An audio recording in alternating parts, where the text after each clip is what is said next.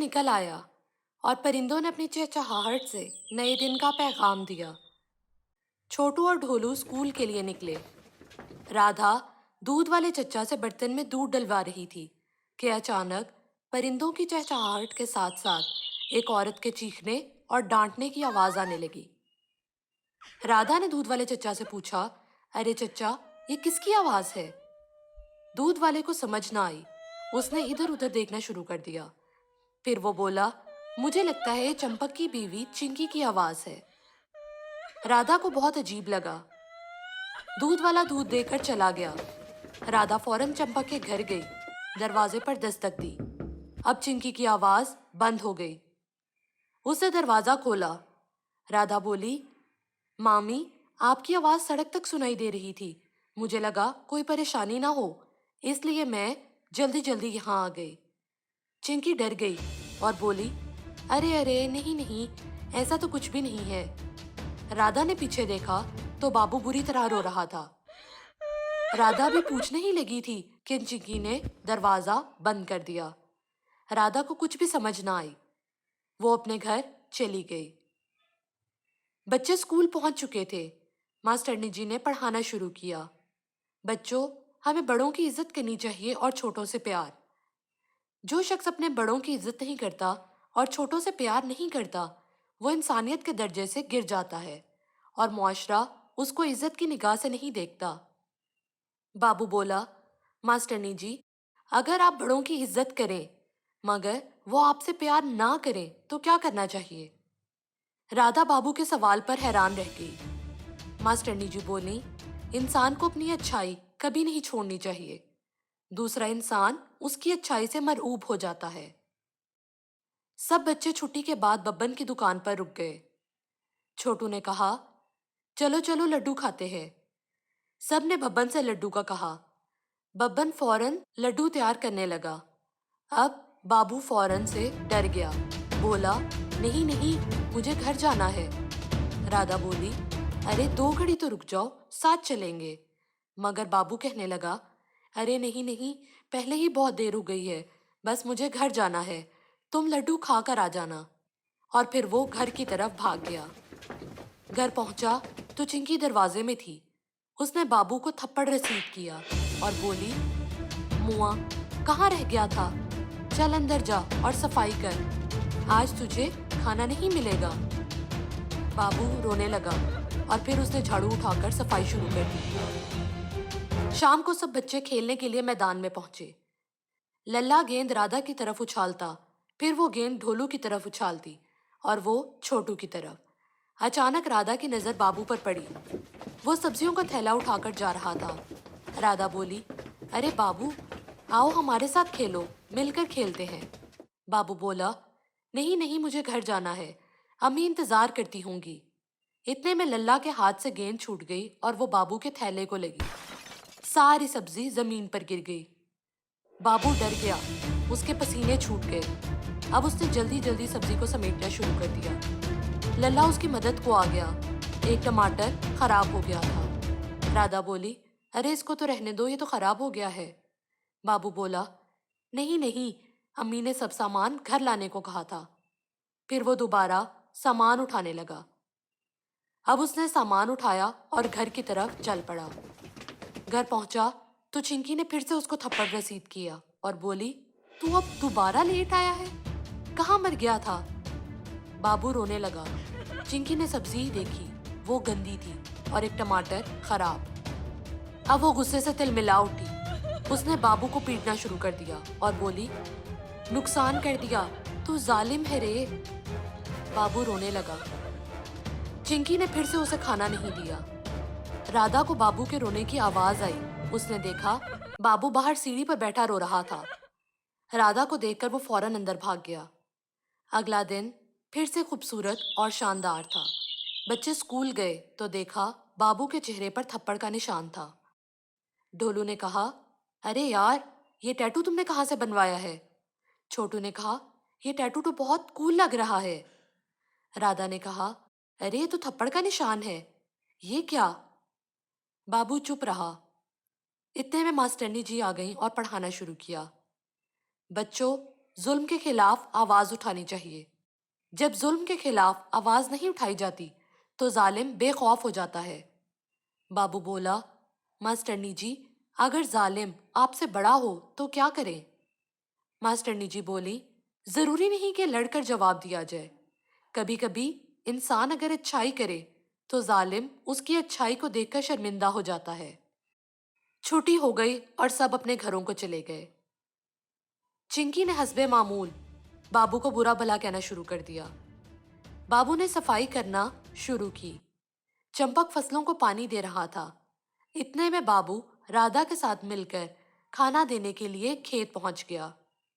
अभी खाना इसने चरपाई पर रखा ही था कि बाबू बेहोश होकर जमीन पर गिर पड़ा। चंपक और राधा डर गए। राधा भागकर हकीम के पास गई और उसको सारी बात बताई। हकीम खेत में पहुंचा। इसने बाबू का मुआयना किया, फिर बोला, बाबू ने 2 दिन से खाना नहीं खाया, इसलिए उसे वीकनेस हो गई है। चंपक और राधा हैरान रह गए। 2 दिन से खाना नहीं खाया? राधा ने बाबू से पूछा, मगर बाबू खामोश रहा और रोने लगा। राधा घर आ गई और दरोगा को सारा किस्सा सुनाया। दरोगा बोला, पहाड़ी वाले बाबा की कसम, ये क्या कह रही हो? राधा बोली, मुझे चिंकी मामी पर शक है। दरोगा बोला, अब तो कुछ करना ही पड़ेगा। चंपक ने बाबू को खाना खिलाया, फिर उसे अपने साथ घर ले आया। घर गए तो चिंकी चिल्लाने लगी, अरे कहाँ रह गए थे मुए? तुम्हारा दिमाग तो ठीक है, कब से इंतजार कर रही थी मैं। चंपक ने अफसोस में सर हिलाया और बाबू को घर छोड़कर वापस खेत में आ गया। जाते हुए वो दरवाजा खुला छोड़ गया। अब की बार चिंकी ने बल्ला उठा लिया और बाबू को पीटने लगी। चूंकि दरवाजा खुला था, राधा घर में आ गई। उसने चिंकी को बाबू को पीटते हुए देख लिया।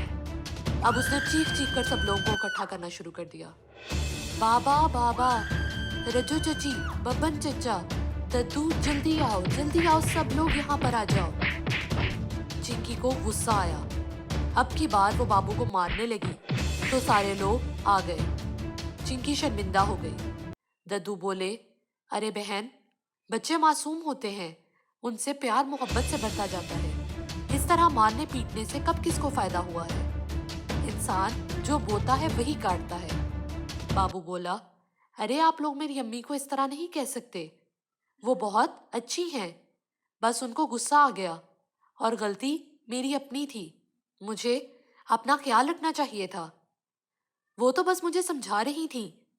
राधा को कोई गलत फहमी हुई है। सब लोग वापस घर चले गए, मगर सबको चिंकी पर बहुत गुस्सा आया।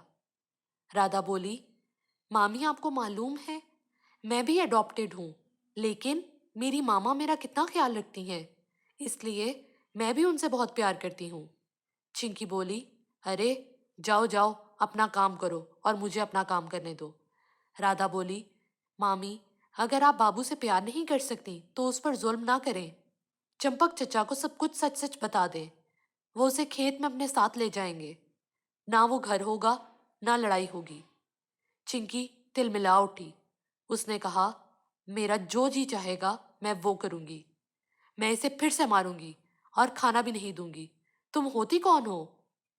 चिंकी ने बल्ला उठाया और बाबू की तरफ बढ़ी। अभी वो बड़ी ही थी कि उसका पांव फिसल गया और वो जमीन पर गिर पड़ी। उसके पांव में चोट लग गई और वो बेहोश हो गई। राधा बोली, वाह बाबू, तुम्हारी तो जान छूट गई इनसे। बाबू बोला, अरे ऐसा ना कहें, ये मेरी अम्मी है। बाबू भाग कर हकीम के पास गया। हकीम ने सामान उठाया और बाबू के साथ चल पड़ा। हकीम ने चिंकी को दवा दी और पाँव में प्लास्टर लगा दिया। कहा, इनकी टांग टूट गई है, इन्हें 1 हफ्ता व्हील चेयर इस्तेमाल करनी होगी, ये चल नहीं सकेंगी। चिंकी ने दिल में सोचा, अरे यार, मैंने तो बाबू के साथ बहुत बुरा सलूक किया, अब ये मेरे साथ क्या करेगा? मुझे तो डर ही लग रहा है सोचकर। इसको रोना आने लगा। वो व्हीलचेयर पर बैठी हुई थी। बाबू ने उसको पानी और दवा दी। चिंकी ने दवा ली और वो सो गई। शाम को जब वो सोकर उठी तो देखा घर चमक रहा था और खाने की महक आ रही थी। बाबू ने खाना डालकर चिंकी को दिया और फिर उसको पानी पिलाया। चिंकी शर्मिंदा हुई मगर उसने कुछ नहीं कहा। अगले दिन बाबू स्कूल जाने के लिए तैयार हुआ। देखा चिंकी सो रही थी। उसने खाना पकाया और प्लेट में डालकर चंपक को दिया। बोला, बाबा ये खाना आप चिंकी मामा को खिला देना, मैं स्कूल जा रहा हूँ। चंपक ने खाने की प्लेट ले ली। जब चिंकी की आंख खुली तो उसे भूख लगी थी। उसने बाबू को आवाज लगाई। चंपक खाना ले आया। उसने कहा, देखो तुम बाबू को खाने नहीं देती थी, उसको भूखा रखती थी। आज वही सजा मैं तुमको देता हूँ। ये खाना बाबू तुम्हारे लिए बना कर गया है, मगर इसे खाऊंगा मैं। फिर चंपक वो उसके सामने बैठकर खाना खाने लगा। चिंकी रोने लगी। चंपक ने कहा, अब वक्त गुजर चुका है, तुम कुछ नहीं कर सकती। चंपक खेत की तरफ चला गया। चिंकी को याद आने लगा कि किस तरह वो बेवजह बाबू पर जुल्म करती, थप्पड़ मारती और उसको भूखा रखती। इतने में राधा बाबू को ढूंढते ढूंढते वहां आ गई। देखा चिंकी बेआवाज रो रही थी। चिंकी ने जैसे ही राधा को देखा फौरन से बोली, बेटा मुझे किचन से कुछ खाने को ला दो, मुझे भूख लगी है। राधा को वो दिन याद आ गया जब बाबू थप्पड़ के निशान के साथ स्कूल गया था। उसको अब चिंकी पर बहुत गुस्सा आया। राधा बोली, जाओ मामी, तुम वो हो जिसकी वजह से मेरा दोस्त खेत में अपने बाबा के लिए भूखे पेट खाना लेकर जाता था और बेहोश हो गया था। अब तुम भी भूखी रहो। राधा ये कहकर चली गई। चिंकी शर्म से पानी पानी हो गई और फूट फूट कर रोने लगी। इतने में बाबू जल्दी जल्दी घर की तरफ आ रहा था। राधा ने उसे रोकने की कोशिश की मगर वो ना रुका। घर जाकर चिंकी से माफी मांगी। अम्मी मुझे माफ कर दें, असल में मास्टरनी जी ने पेपर की बात करने के लिए रोक लिया था, इसलिए देर हो गई। मैं बस अभी दोपहर का खाना बनाता हूँ। चिंकी की आंखों में मजीद आंसू आ गए। बाबू ने कहा, अम्मी आप परेशान मत हो, मैं अभी आता हूँ। अब बाबू ने खाना बनाया और चिंकी को दिया। चिंकी ने खाना खा लिया। फिर बाबू ने उसको दवा दी। वो दवा लेकर सो गई। दोबारा जब उसकी आंख खुली तो देखा घर साफ सुथरा था और हर चीज चमक रही थी। रात को सब लोग सो गए। चिंकी को खांसी लगी हुई थी। उसको प्यास लगी तो उसने चंपक को जगाया। चंपक मियाँ थोड़ा पानी ला दो। बोला, मुझे परेशान मत करो, सुबह से खेत में काम कर रहा हूँ, अब तुम्हें पानी चाहिए? ऐसे ही सो जाओ। वो बुरी तरह से खांस रही थी। इतने में बाबू पानी का ग्लास लेकर आ गया। उसने पानी चिंकी को दिया। चिंकी ने पानी पी लिया और सो गई। अगला दिन सूरज की बहुत सी रोशनी और परिंदों की चहचहाहट से शुरू हुआ। चिंकी की आंख खुली तो देखा बाबू पानी का ग्लास पकड़कर सोफे पर बैठा था। चिंकी ने उसे आवाज दी तो उसने फौरन पानी का ग्लास चिंकी को दिया। चिंकी बोली, तुम रात से यही हो? बाबू बोला, जी मुझे लगा आपको रात में प्यास लग सकती है, इसलिए मैं यहाँ रुक गया था। अब चिंकी बिलक बिलक कर रोने लगी और उसने बाबू को बहुत प्यार किया। बोली, आज से मैं तुम्हारी असल माँ हूँ, मुझे माफ कर दो बेटा, मैंने वाकई बहुत बुरा किया। बाबू ने उसे गले लगा लिया। हालात बेहतर हो गए। एक हफ्ता गुजर गया। एक दिन यूं ही बाबू सो रहा था कि अचानक उसको बर्तन हिलने की आवाज आई। वो फौरन उठकर बाहर आ गया। हर तरफ अंधेरा था।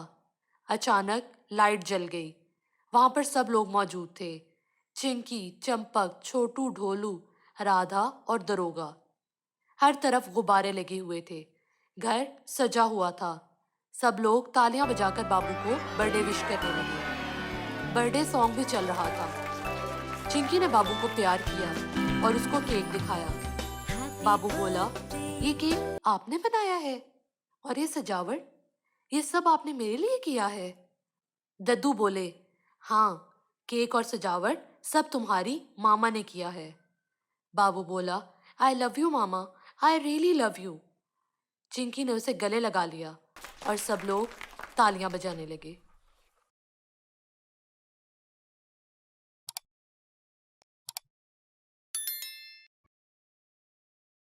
You can download the application on Google Play or App Store, and you can visit our website mathslegends.co.uk.